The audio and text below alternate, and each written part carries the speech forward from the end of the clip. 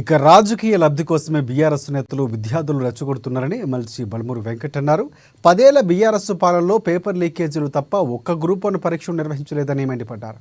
ఏ పరీక్ష ఎప్పుడు నిర్వహించారో కేటీఆర్కి క్లారిటీ లేదన్నారు. బీఆర్ఎస్ నేతలు కావాలని నిరుద్యోగుల జీవితాలను ఆగం చేస్తున్నారని అంటున్న బల్మూరు వెంకట్తో మా ప్రతినిధి హరీష్ ఫేస్ టు ఫేస్.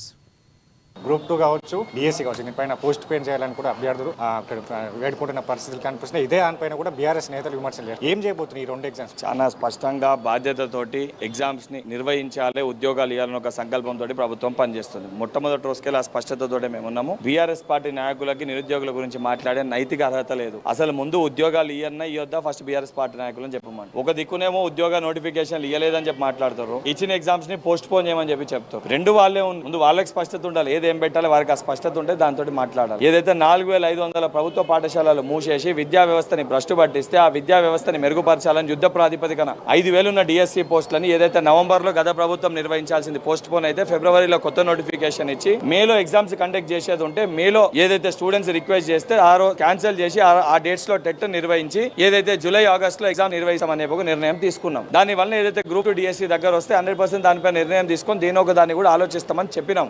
ఇవన్నీ చెప్పినా కూడా ఏదైతే గతంలో అప్లై చేసుకున్న వాళ్ళు 170,000 మంది ఉంటే కొత్తగా క్వాలిఫై అప్లై చేసుకున్న వాళ్ళు 110,000 మంది ఉన్నారు. చదువుకునేటోళ్ళు ఏంటంటే 2 వర్షన్స్ ఉన్నాయి. 170,000 మంది కొంతమంది ఏమో ఎగ్జామ్స్ ఎప్పటికెళ్ళో చదువుకుంటున్నాం, ఇన్ని రోజులు అవుతుంది ఎగ్జామ్స్ పెట్టాలని, కొంతమంది మొన్న టెట్ క్వాలిఫై అయిన వాళ్ళు మాకు సమయం కావాలి చదువుకోనికి పోస్ట్ పోన్ చేయమని. సో దీని అన్నిటిపైన ఆలోచించి ఎగ్జామ్స్ ని కండక్ట్ చేస్తూ ఇబ్బంది పడ్డ స్టూడెంట్స్ కి కూడా 100% అసెంబ్లీ సాక్షిగా ఇదే 70,000 పుస్తకాలు చదివిన వాళ్ళ నాయన ఉన్నాడు కదా కేటీఆర్ వాళ్ళ నాన్న, ఆయన వచ్చి సలహా సూచనలు చెప్పమనండి, అసెంబ్లీ సాక్షిగా మాట్లాడమనండి. జాబ్ క్యాలెండర్ లో మేము 25,000 ఉద్యోగాలు ఇస్తామని చెప్పినాం. డిఎస్సి 100% ఇప్పుడు 11,000 నింపినా మా ఒక్కలో 100% తగ్గిమా 14,000 కూడా మేము నింపుతాము. మాకు ఆ చిత్తశుద్ధి ఉంది. బాధ్యతతోటి పనిచేసే ప్రభుత్వం కాబట్టి బాధ్యత గల వ్యక్తిగా, బాధ్యత గల ప్రభుత్వానిగా మేము ఏదైతే మీడియా ముఖంగా వచ్చి యువకులకి స్పష్టత ఇస్తున్నాం. వాళ్ళ లేక ముఖం షాట్ వేసి యువకులకి తప్పించుకునే ప్రయత్నం ఈ ప్రభుత్వంలోని వ్యక్తులు చేస్తలేరు. ఇలాంటి నిర్ణయం తీసుకోబోతున్నారు. డిఎస్సిని పోస్ట్ పోన్ చేస్తారా లేదంటే గ్రూప్ 2 సంబంధించి ఉన్న దాంట్లో వాస్తవాలు ఏది పరిగణలోకి తీసుకోనో రెండిట్లో ఒకటే ఎగ్జామ్ విషయంలో సాధ్యమవుతుంది. ఆ డిఎస్సి మీకు ఆల్రెడీ స్పష్టత ఇచ్చినాం. అది ఇప్పటి ఉండే ఏ రకంగా అయింది, దేనికి పోస్ట్ పోన్ అయింది, ఎట్లా కండక్ట్ చేసినాం. ఇచ్చినాక ముందు అడిగే వ్యక్తులను పోయి ఎగ్జామ్స్ పెట్టొద్దా ముందు వాళ్ళని అడగండి. సరే ఈ రోజు వాళ్ళు కొట్లాడడంతో అట్లీస్ట్ ప్రభుత్వం ఎగ్జామ్స్ కండక్ట్ చేస్తుంది అనే ఒక స్పష్టత అయితే ఈరోజు తెలంగాణ ప్రజానీకానికి వచ్చింది. బీఆర్ఎస్ నేత హరీష్ రావు కీలక వ్యాఖ్యలు చేస్తున్నాడు. విద్యా వ్యవస్థను కాంగ్రెస్ పార్టీ నిర్లక్ష్యం చేస్తుంది. ఒకవైపు టీచర్ల కొరత ఉన్నది, మౌలిక వసతులు లేవు. ఇంకా విద్యా వ్యవస్థకు సంబంధించి కూడా బీఆర్ఎస్ హయాంలోనూ విద్యకు సంబంధించిన వ్యవస్థ తెలివి ఉందా హరీష్ రావుకి? అసలు బుద్ధి ఉందా?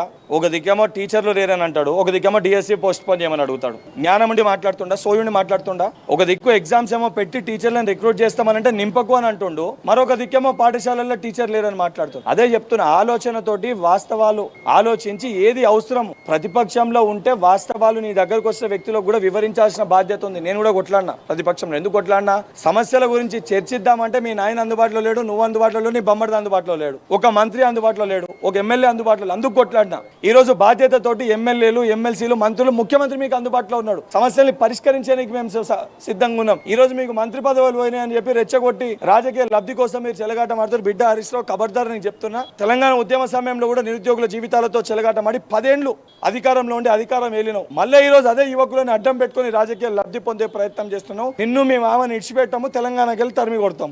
విద్యార్థులని ఉసుగొలిపి రాజకీయ లబ్ధి పొందేందుకు బీఆర్ఎస్ నేతలు ఇట్లాంటి కార్యక్రమాలకు తెరలేపుతున్నారు. కాంగ్రెస్ పార్టీకి సంబంధించి కావచ్చు, కాంగ్రెస్ ప్రభుత్వం సంబంధించి కావచ్చు, అన్ని వర్గాలుగా అన్ని సంబంధించిన వ్యవస్థలను కూడా పటిష్టపరుస్తూ వస్తున్నాం. ఇప్పుడు కూడా ఈ 2 ఎగ్జామ్స్ లో కూడా ఏదైతే డిఎస్సి కావచ్చు, గ్రూప్ 2 సంబంధించి కూడా దాంట్లో అభ్యర్థులకు ఏ విధంగా మేలు జరుగుతుందో అట్లాంటి నిర్ణయాన్ని తీసుకోబోతామని కూడా ఎమ్మెల్సీ బల్మూరు వెంకట్ చెప్తున్నారు. పర్సన్ మనోజ్తో కలిసి హరీష్ అమ్మను సైదాబాద్.